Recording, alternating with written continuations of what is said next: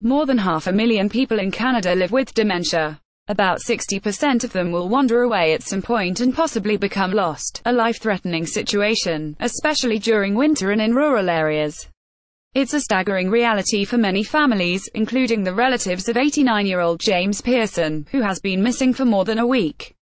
Pearson's daughter, Margaret Lamb, and others have been searching for him in the Toronto area without success. Pearson, who has memory loss and some dementia, was last seen at his Whitby, ONT, apartment on January 13. Police have released photos of Pearson and have been combing area parks and the nearby shores of Lake Ontario in hopes of finding the man. My hope is that possibly he has gone outside of the area, maybe on a bus, maybe on a train, Lamb said.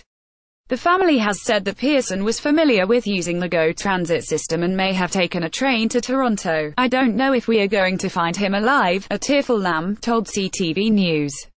Across the country, many families face a similar crisis. Mary Schultz, the Director of Education at the Alzheimer's Society of Canada, said they have to plan for these situations. Some families are turning to high-tech solutions such as tracking phones and wristwatches, or shoe insoles with GPS, in order to keep tabs on relatives with dementia.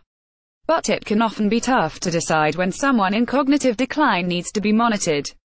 People with early-stage memory loss and dementia want to keep their independence, but those who treat people with Alzheimer's say it's better to be prepared.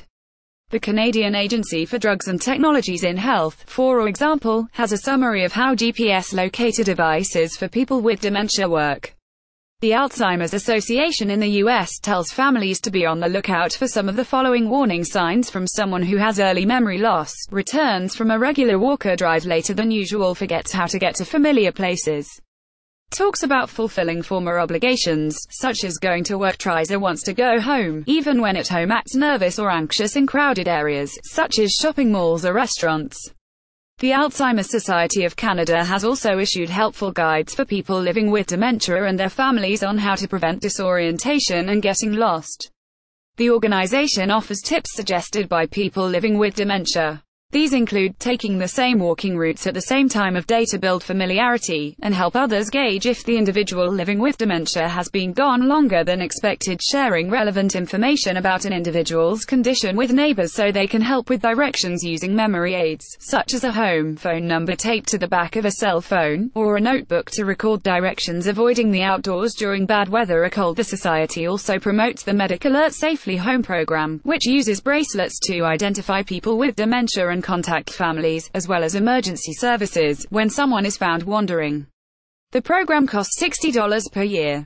Project Lifesaver, a search and rescue program for at-risk individuals, is also available in parts of Canada.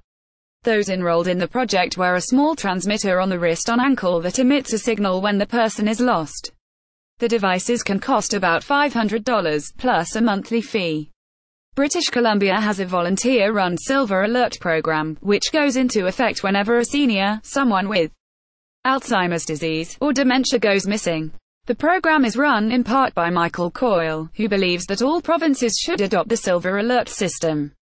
A missing person with dementia is an emergency, and it needs to be treated as such, he said. Manitoba went a step further and is getting closer to legislating a province-wide Silver Alert system, which has yet to become law. With a report from CTV's medical affairs specialist Avis Favreau and producer Elizabeth St. Philip.